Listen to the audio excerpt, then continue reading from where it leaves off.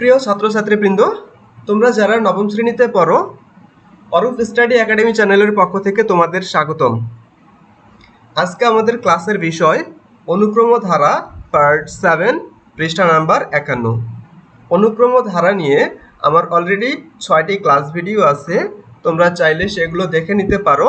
সেগুলোর লিংক আমি ডেসক্রিপশন বক্সে দিয়ে দিব। আজকের ক্লাসটি একটু সামান্য বড় হতে পারে। তোমরা যদি মনোযোগ সহকারে পুরো ক্লাস ভিডিওটি দেখো, আশা করি তোমরা ক্লাসটি সহজেই বুঝতে পারবে। তাহলে চলো শুরু করা যাক। পৃষ্ঠা 51 যে একটি কাজ দেয়া আছে সেটি হচ্ছে জোড়ায় কাজ। এখানে 3টা কাজ দেয়া আছে, 1, 2, 3, এবং এই 1 নাম্বার কাজের আন্ডারে ক, খ, গ আলাদা করে 3টা অঙ্ক দেয়া আছে। তাহলে আমরা 1 নাম্বার অঙ্কের সমাধানে চলে যাই। দেখো, 1 নাম্বার প্রশ্নে বলা আছে, ধরো তুমি একটি চাকরি পেয়েছো।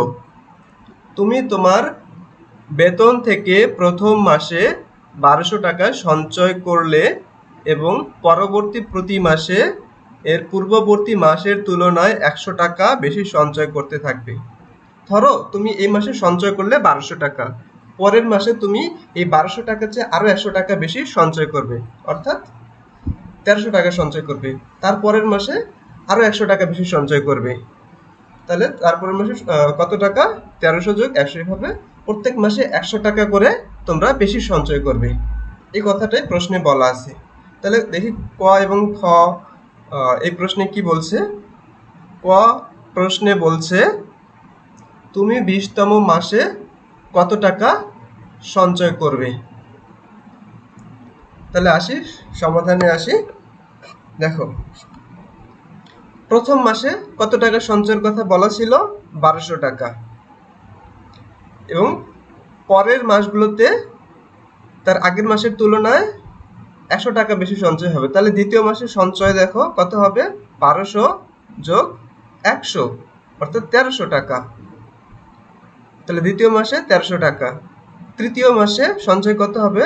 তার আগের মাসের তুলনায় 100 টাকা বেশি। তার আগের মাসে ছিল 1300 এবং 100 টাকা এ মাসে বেশি হবে। তাহলে 1300 যোগ 100 সমান 1400 টাকা।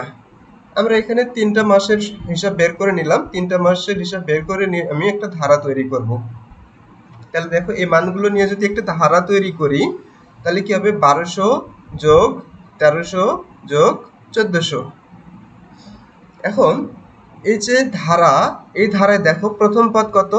প্রথম পদ 1200 টাকা। প্রথম পদকে আমরা এ দ্বারা প্রকাশ করি। এবং এখানে দেখো, এই প্রত্যেকটি পরপর দুটি পদের পার্থক্য সমান। এখানে 1300 থেকে যদি 1200 বিয়োগ করি 100, 1400 থেকে 1300 বিয়োগ করলে 100, তাহলে আমরা এটা বুঝে নিব সমান্তর ধারা, কারণ পার্থক্য সমান হলে সমান্তর ধারা হয়। তাহলে আমরা সাধারণ অন্তরটা বের করে নিই, পার্থক্যটা বের করে নিই। সাধারণ অন্তর মানে পার্থক্য। তাহলে সাধারণ অন্তর সমান দ্বিতীয় পদ মাইনাস প্রথম পদ। তাহলে এই দ্বিতীয় পদ হচ্ছে 1300, প্রথম পদ হচ্ছে 1200। তাহলে 1300 থেকে যদি 1200 বিয়োগ করি তাহলে পাবো হচ্ছে 100।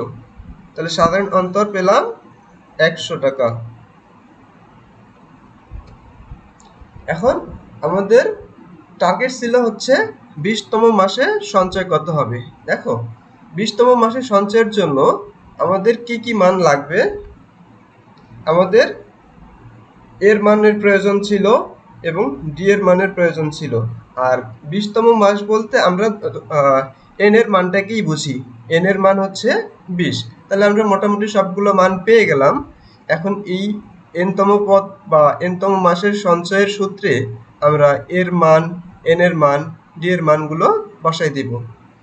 তাহলে দেখো, এর মান হচ্ছে 1200 প্রথম পদ, এবং যেহেতু বলেছে 20তম, এটা আমি পরে আসতেছি। 20তম ক্ষেত্রে আগে সাধারণ পদটা বের করে নেই বা n তম পদটা বের করে নেই। তাহলে এর মান হচ্ছে 1200। n এর মানটা আমি এখনো বসাচ্ছি না, যখন 20তম আসবে তখন বসাবো। আর d এর মানটা এখানে বসাই দিলাম। তাহলে এই মানগুলো যদি হিসাব করি, এই 100 দিয়ে n কে গুণন করলে 100n, 100 দিয়ে 1 কে গুণন করলে, যেহেতু 1 এর সামনে মাইনাস আছে তাই -100। তাহলে 1200 থেকে যদি 100 বিয়োগ করি তাহলে হবে 1100। আর এই 100nটাকে আমি প্রথমে বসাই দিলাম। তাহলে দেখো n তম মাসের সঞ্চয় হচ্ছে 100n প্লাস 1100। এখন এই n এর মানটা যদি আমি বসাই দিই, কি বলেছে 20তম মাসের সঞ্চয়, তার মানে n এর মান হবে 20। তাহলে n এর মান যদি 20 বসাই, বসিয়ে যদি ক্যালকুলেশন করি কত হবে দেখো, 100 গুণন 20 2000, আর যোগ দিয়ে কত আছে 1100। তাহলে 2000 আর 1100 যদি যোগ করি তাহলে হবে 3100। তাহলে 20তম মাসের সঞ্চয় হবে 3100। এখন যদি তোমাদের বলা হয় 19তম মাসের সঞ্চয় কত বা 18তম মাসের সঞ্চয় কত, জাস্ট n এর মানটা বসাই দিবা। 19তম বললে n এর মান 19, আর 18তম বললে n এর মান 18। এরপর খ নাম্বার প্রশ্নে আসি। খ নাম্বার প্রশ্নে বলেছে দেখো, প্রথম 20 মাসে মোট কত টাকা সঞ্চয় করবে। তাহলে আমরা কিন্তু কতে একটা ধারা পেয়ে গেছি। ধারাটি হচ্ছে 1200 যোগ 1300 যোগ 1400। এটা একটা সমান্তর ধারা ছিল, যার প্রথম পদ ছিল কি 1200 এবং সাধারণ অন্তর ডি ছিল 100।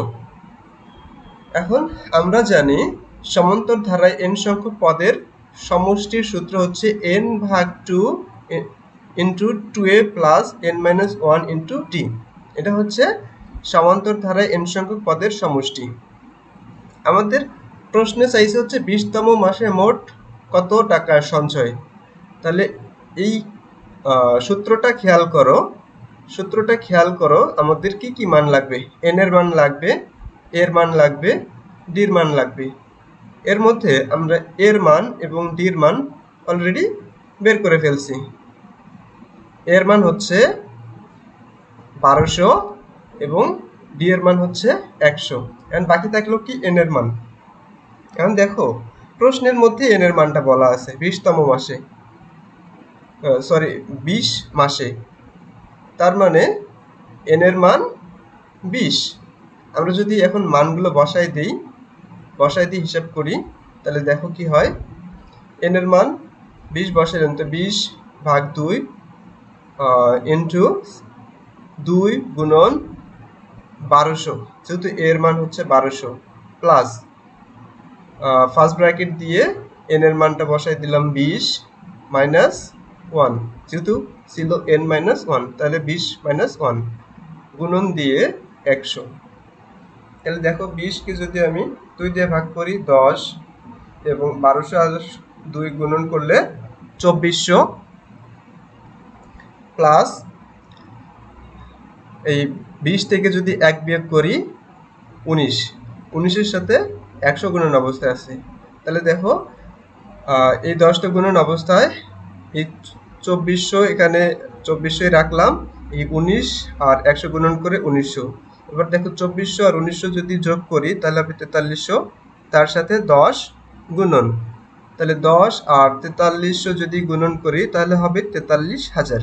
তাহলে 20তম মাসে মোট সঞ্চয় হচ্ছে 43,000। এরপর দেখো গ নাম্বার প্রশ্ন। গ নাম্বার প্রশ্নে বলা আছে কত বছরে তুমি মোট 1,06,200 টাকা সঞ্চয় করতে পারবে। দেখো কতে আমরা একটা ধারা পেয়ে গেছি, পেয়েছিলাম, সেটা ছিল 1200 যোগ 1300 যোগ 1400। যার প্রথম পদ কি, প্রথম পদ হচ্ছে 1200 এবং সাধারণ অন্তর আমরা বের করেছিলাম 100। তাহলে এই মানগুলো আমাদের কাজে লাগবে। এখন আমরা দেখো, এখন আমরা ধরে নেই n সংখ্যক মাসে 1,06,200 টাকা সঞ্চয় করতে পারবে। যেহেতু এখানে মোট সঞ্চয় হচ্ছে 1,06,200, তার মানে সমষ্টি, তাই আমরা এই SN দিয়ে সমষ্টিটাকে প্রকাশ করছি। SN সমান 1,06,200। এবং সমষ্টির একটা সূত্র আছে, সমষ্টির সূত্রটা হচ্ছে দেখো, SN equal to n ভাগ 2 into 2a plus n minus 1 into d। এটা হচ্ছে সমষ্টির সূত্র। তাহলে দেখো, এই সূত্রর সমান আমরা এই যে সমষ্টি 1,06,200, এটা আমরা সমান লিখতে পারি শর্তমত দিয়ে। তাহলে আমরা শর্তমতে লিখলাম এই সূত্রের মান হচ্ছে 1,06,200। এখন আমরা এর মান এবং ডি এর মান যদি এই সমীকরণে বসাই দিই, এর মান বসাইলাম 1200 আর ডি এর মান বসাইছি 100। এন এর মান কিন্তু আমাদের বের করতে হবে। এন এর মান আমাদের এখানে টার্গেট। তাহলে দেখো, এই 2 আর 1200 গুণন করলে 2400, এই 100 দিয়ে যদি n-1 কে গুণন করি তাহলে 100n মাইনাস 100। তাহলে 2400 থেকে 100 বিয়োগ করলে 2300, আর প্লাস দিয়ে এই 100nটাকে আমি লিখলাম। আর বাইরে গুণ হিসাবে আছে n ভাগ 2। হ্যাঁ, সবগুলোতেই নিচে নিচে আমি লিখে দিয়েছি n ভাগ 2, যেহেতু এটা কোনো পরিবর্তন করিনি এখনো।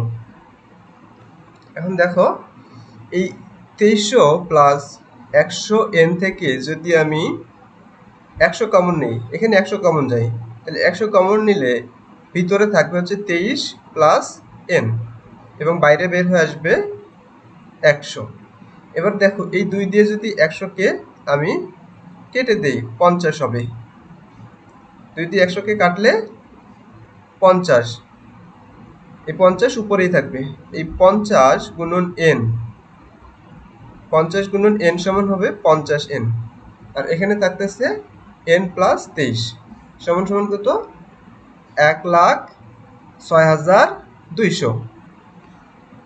এখন দেখো, এই 50 দিয়ে যদি আমি 1,06,200কে ভাগ করি, যেহেতু এখানে n এর সাথে গুণ আছে, তাহলে আমি ডান পাশে দিলে অবশ্যই এটা ভাগ হবে। তাহলে ভাগ করলে দেখো কত হয়, ভাগ করলে হবে 2,124। এবং এখানে যে n ছিল, এই nটাকে আমি গুণ করে দিয়েছি। n এর সাথে n গুণন করলে n স্কয়ার, দেখো n স্কয়ার। এবং n এর সাথে যদি 23 গুণন করি তাহলে হবে 23n। তাহলে n স্কয়ার প্লাস 23n সমান 2,124। এখন এটাকে আমাদের মিডল টার্ম করতে হবে। তোমরা মিডল টার্ম কি এটা তোমরা আশা করি জানো। মিডল টার্ম করার জন্য আমাদের এই যে সংখ্যাটা, ধ্রুবক সংখ্যাটা, এটাকে আমাদের এমন দুইটা সংখ্যায় ভাঙতে হবে যাতে গুণ করলে এই সংখ্যাটাই আসে এবং যোগ বিয়োগ করলে মাঝের যে সংখ্যাটা, এই সংখ্যাটা আসে। তাহলে আমরা এই 2124কে ভেঙে 59 এবং 36 পেয়েছি। 59 এবং 36 যদি গুণন করি 2124 হবে, এবং 59 থেকে 36 বিয়োগ করলে আমাদের 23 হবে। এইভাবে মিডল টার্ম করতে হয়। তাহলে এখন দেখো, আমাদের এই কমন নেয়ার পালা। এই n square plus 59n minus 36n minus 2,124 সমান 0। এই সমীকরণে আমাদের এবার কমন নিতে হবে। তাহলে এই প্রথম দুইটা থেকে যদি আমি n কমন নেই, তাহলে থাকবে হচ্ছে থাকবে n প্লাস 59। এরপর এই পরের দুইটা থেকে যদি আমি মাইনাস 36 কমন নেই, এখানে মাইনাস আছে, এখানে মাইনাস আছে, তাহলে আমাদের মাইনাস কমন নিতে হবে। এবং 36 যদি কমন নেই তাহলে আমাদের হয়ে যাবে হচ্ছে ভিতরে থাকবে n, আর এই মাইনাস কমন নেওয়ার কারণে এটা প্লাস হয়ে যাবে। আর দেখো এই যে 2124, এই 2124 হয়ে যাবে হচ্ছে 59, কারণ আমি 36 কমন নিয়েছি এখান থেকে। তাহলে দেখো আমরা দুইটা উৎপাদক এখানে পেয়ে গেলাম, n plus 59 into n minus 36 সমান 0। তাহলে আমরা কি বলতে পারি, হয় এটার মান 0 অথবা এটার মান 0। তাহলে দেখো এটা যদি 0 হয় তাহলে n এর মান হবে 36, n এর মান 36। অথবা আমরা লিখতে পারি n প্লাস 59 সমান 0। তাহলে n এর মান এখানে 59, কিন্তু দেখো এই ধারায় পদের সংখ্যা কখনো ঋণাত্মক হতে পারে না, তাই এই n এর মান -59 এটা গ্রহণযোগ্য নয়। তাহলে আমাদের গ্রহণযোগ্য মান হচ্ছে n এর মান 36। দেখো এখানে এই 36 কিন্তু মাস। এখানে একটা প্রশ্ন দেখো, একটু খেয়াল করো। প্রশ্ন ছিল কত বছরে তুমি মোট এত টাকা সঞ্চয় করবে। প্রশ্নটা কিন্তু ছিল বছরে, কিন্তু আমাদের ধারাটা ছিল মাসের হিসাব নিয়ে। তাই এই যখন আমরা ধরে নিলাম n সংখ্যক, এখানে কিন্তু মাসটাই ধরে নিতে হবে, বছরটা ধরে নেওয়া যাবে না। বছর ধরে নিলে এটা ভুল হবে। তাহলে আমাদের n এর মান বের হলো 36 মাস। এই 36 মাসকে যদি বছরে কনভার্ট করা হয় তাহলে হবে 3 বছর। আশা করি তোমরা বুঝতে পারছো। এবার হচ্ছে 2 নাম্বার অঙ্ক। 2 নাম্বার অঙ্ক দেখো একটি সমান্তর ধারায় কি দেয়া আছে, 8তম পদ হচ্ছে 60, 12তম পদ হচ্ছে 48। এটা দ্বারা বোঝাচ্ছে এর নিচে 8 মানে 8তম পদ, এর নিচে 12 মানে 12তম পদ। তাহলে একটা সমান্তর ধারার 8তম পদ 60, 12তম পদ 48 হলে 40তম পদ বের করতে হবে এবং 40টি পদের সমষ্টি বের করতে হবে। এখন একটা জিনিস খেয়াল করো, আমাদের সমান্তর ধারায় nতম পদের সূত্র কি, a plus n minus 1 into d। এখন দেখো 8তম পদ, 8তম পদের জন্য আমাদের n এর মান 8। আবার এখানে দেখো 8তম পদের মান দেয়া আছে 60। তাহলে আমরা সমীকরণিকভাবে 8তম পদটা আগে বের করি।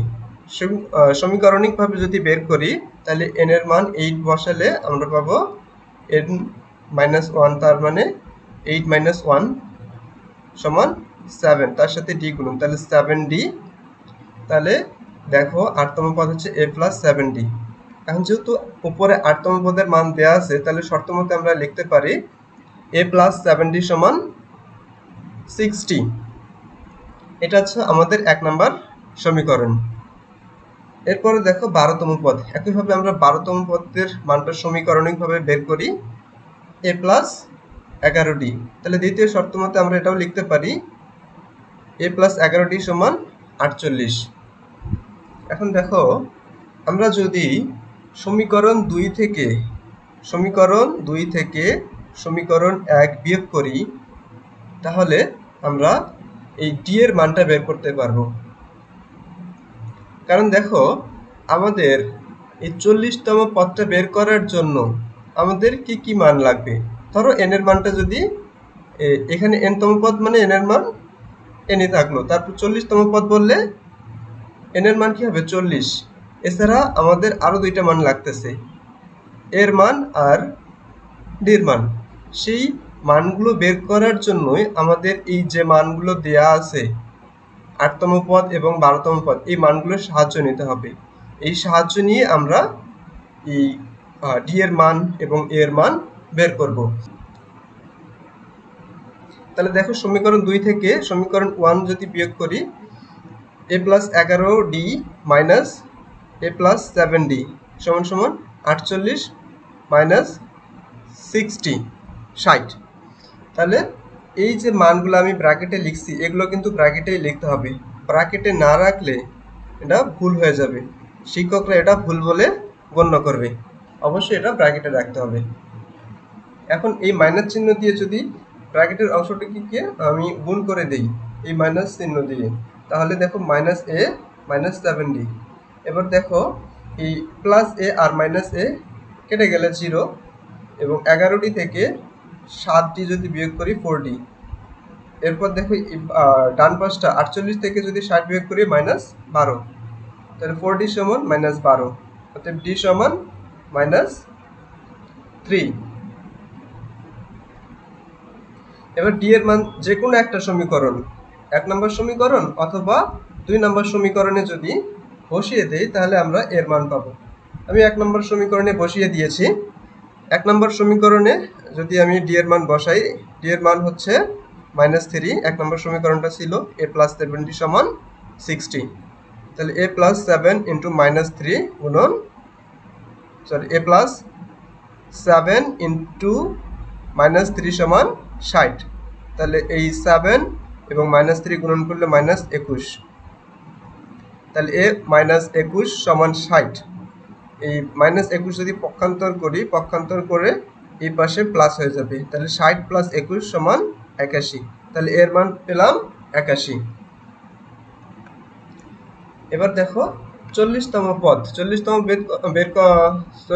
পদ বের করার জন্য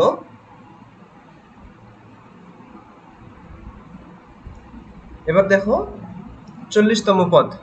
40তম পদ বের করার জন্য আগে আমরা সাধারণভাবে স্টেপ বাই স্টেপ করে নেই। প্রথমত আমরা এই n এর মানটা বসিয়ে আমরা এই a + 39d পেলাম। n এর মান এখানে 40। তাহলে দেখো a + 39d। এরপর আমরা হচ্ছে এর মানটা বসাই দিই 81, এবং d এর মানটা হচ্ছে -3। তাহলে এটা যদি ক্যালকুলেশন করি তাহলে আমরা 40তম পদের মান পাবো -36। তাহলে আমাদের 40তম পদের মান কিন্তু বের হয়ে গেল। এরপর আমাদের বের করতে হবে 40টি পদের সমষ্টি বের করতে হবে। তাহলে n সংখ্যক পদের সমষ্টি সমান হচ্ছে n/2 × 2a + n - 1 × d। এখন দেখো আমরা কিন্তু d এর মান পেয়ে গেছি, d এর মান -3, এবং এর মান পেয়ে গেছি 81। তাই মানগুলো যদি বসিয়ে হিসাব করি তাহলে আমাদের সমষ্টি বের হয়ে যাবে। আর এখানে a 40 মানেই n এর মান হচ্ছে 40। তাহলে n/2 মানে n এর মান 40/2, এর মান 81, তার সাথে 2 গুণন n এর মান 40 থেকে 1 বিয়োগ, এবং এই মানটার সাথে -3 গুণন। তাহলে 40কে 2 দিয়ে ভাগ করলে 20, তারপর 81 গুণন 2 মানে হচ্ছে 162, প্লাস দিয়ে এই 40 থেকে 1 বিয়োগ করলে 39, 39-এর সাথে -3 গুণন। তাহলে এই পুরো মানটা যদি হিসাব করি, হিসাব করে আমরা পাবো হচ্ছে 900। এরপর হচ্ছে 3 নাম্বার অঙ্ক। কোন সমান্তর ধারার প্রথম ও শেষ পদ যথাক্রমে 3 ও -53 যদি ধারাটির সমষ্টি -375 হয় তবে ধারাটিতে কয়টি পদ ছিল? দেখো এখানে প্রথম পদ দেয়া আছে আর শেষ পদ দেয়া আছে, শেষ পদ বা nতম পদ দেয়া আছে, এবং সমষ্টি দেয়া আছে। এখন দেখো শর্তমতে কি লেখা যায়? শর্তমতে লেখা যায় এই যে nতম পদের সূত্র আমরা কি লিখতে পারি? a + n - 1 × d, যেখানে এর মানটা আমরা পেয়ে গেছি, মানে দেওয়াই আছে, এর মান হচ্ছে 3। তাহলে এই nতম পদ বা শেষ পদকে আমরা সমান দিয়ে -53 লিখতে পারি, যেখানে আমরা n - 1 × d সমান তাহলে আমরা বের করতে পারবো -56, কারণ এখানে +3টা পক্ষান্তর হয়ে এখানে -3 হবে, এবং -3 এবং -53 যোগ করলে -56। এটা আমাদের 1 নম্বর সমীকরণ। এখন দেখো তৃতীয় শর্ত মতে আমরা কি লিখতে পারি, n ভাগ 2 into 2a plus n minus 1 into d সমান হচ্ছে মাইনাস 375 মাইনাস 375। যেহেতু n সংখ্যক পদের সমষ্টির সূত্র এটা, তাহলে আমরা এই সমষ্টির সমান আমরা মাইনাস 375 লিখতে পারি। এখন দেখো এই যে n মাইনাস 1 ইন্টু d এই মানটা কিন্তু আমরা উপরে পেয়ে গেছি।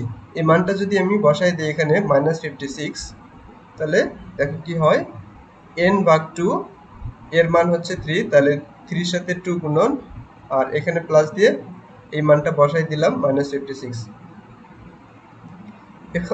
এখানে দেখো এই যে n ভাগ 2 এই ভাগ 2 যেটা আছে এই 2টা যদি আমি ডান পাশে পক্ষান্তর করি গুণ হয়ে যাবে, তাহলে এই 375 এর সাথে 2 গুণন মাইনাস 375 এর সাথে 2 গুণন, এখানে তাহলে থাকলো হচ্ছে n ইন্টু 3 আর 2 গুণন করে 6 আর এই প্লাস মাইনাসে মাইনাস 56 আর এই পাশে গুণন করলে হবে মাইনাস 750।